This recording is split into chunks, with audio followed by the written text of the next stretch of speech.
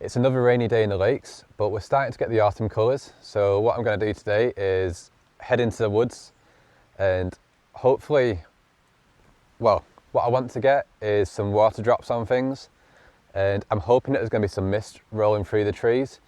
Now, I'm a bit of a creature of habit here. I always do the same walk.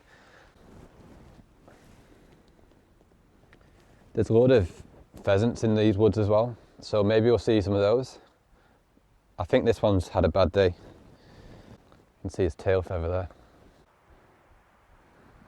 I was hoping there's going to be some mist here, but there isn't. Maybe on the way back. Whoa. Look at the size of that mushroom.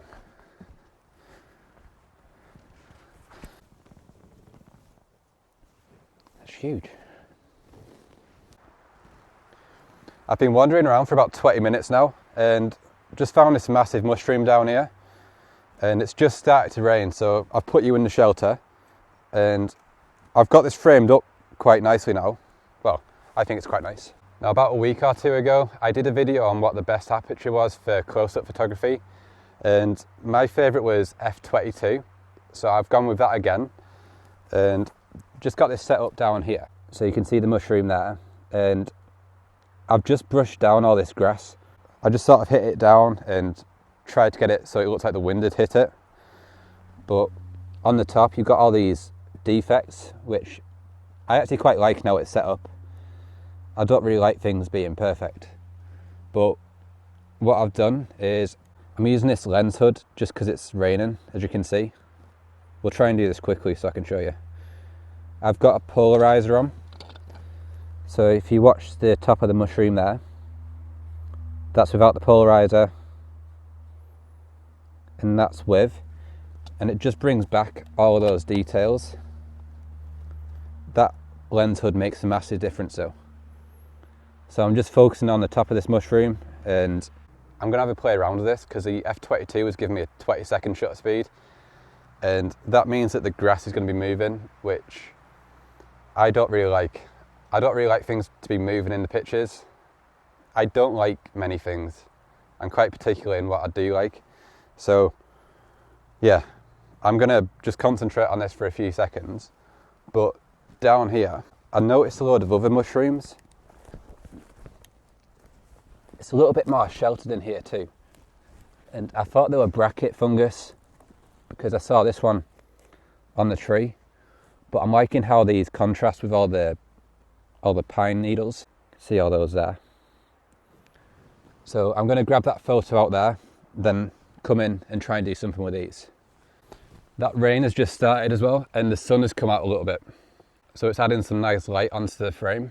It's adding some water drops onto the top of the mushroom as well, which is quite nice. Some subtle extra details. So I guess the knockdown grass actually works now because it's sort of like wind blown and yeah, feels a bit more natural. When the grass was up, you couldn't see the mushroom.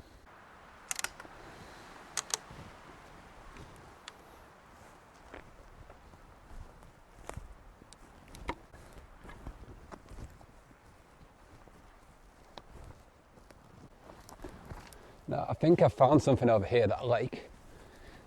I thought I wanted them white mushrooms, but there's a reddy coloured one under this. It's like a really awkward place to photograph.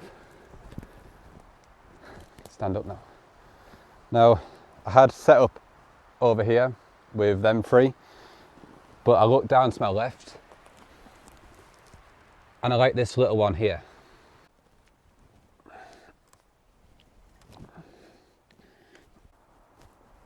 I'm struggling with this one. I've finally got this shot set up now. It's not quite the composition that I had in mind, but I was struggling to get it into the right place, so this is sort of what I settled with. It's just really awkward to set this up because it's got a centre column and you can twist it off to the side, but then whenever you move it, it just doesn't work the way you think it would. But I've got the mushroom on the left here, and you've got quite a bit of empty space around it. Then you've got this log, and it's got all the pine needles scattered on it. And what I did was I zoomed in on the mushroom, and you can see the paws are in focus there. I just manually focused it until that front was in focus. I'm going to grab this photo here and have a little bit more of a play around, and I might try and change over to my 24-70 while I'm in the woods, because that rain is getting a lot heavier and it'll be easy to change it while there's some shelter.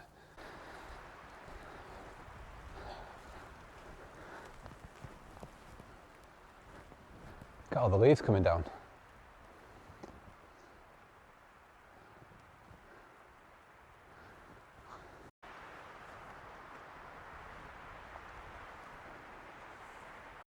This has worked out pretty much exactly how I wanted it to. Back at the car I said I hoped it was going to be misty with all the rain coming through, and although the mist isn't exactly there, the rain coming down is making a similar effect. And I like how you get this really dark area on the right, then you get the track leading through, then it's light on this side. And I've got two different compositions here. I've gone for one that's lower down and you get the path leading through, and I've done one that's slightly higher up, and if you see these the twigs hanging down, it just adds like a little bit of a border to the photo. The downside to doing that though is there's a lot of wind and it's moving them twigs around a lot. If I face this way, you might be able to hear it. You can hear it rushing through the valley. So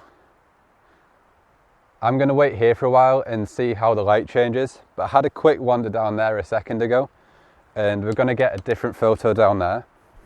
So I'll run through what we're going to do for that photo with you now. With this one you get the bottom of the trees. You can't really see it in the video, it's quite dark, but it's dark green, then it gets brighter. So you have a dark side and a bright side. So I think this is going to work out nicely.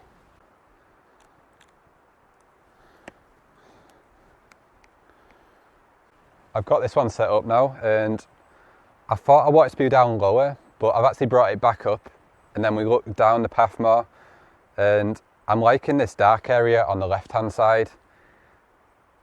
It's sort of making the same shape as the path is, so it's just bringing that left hand side in quite nicely.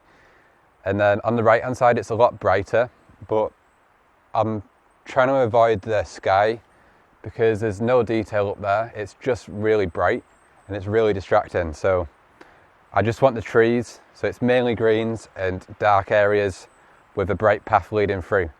And I think this is going to work really nicely. That rain's picking up now too. And hopefully that's going to bring in, yeah, I'm not sure if my eyes are playing tricks on me, but it looks a bit more hazy down there now.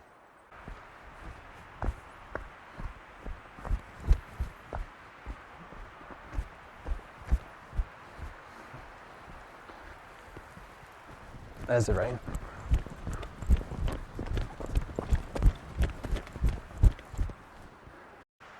You see the trees moving up on the tops.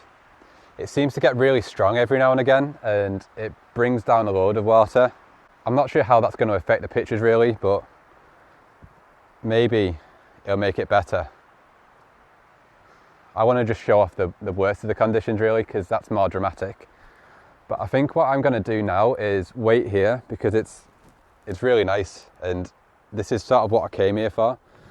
So I think I'm going to end the video here, because I'm going to be between that spot there and up at the top. I might head down that way and go to that tarn that I mentioned. If it's interesting there, we'll catch up there. This didn't really go the way I expected it to. I didn't expect to be photographing the mushrooms for most of the video, but I hope you liked the video. If you want to see more videos like this and some photography guides, please hit the like button and subscribe to the channel, and leave any suggestions of videos that you'd like to see below, and I'll see you next time.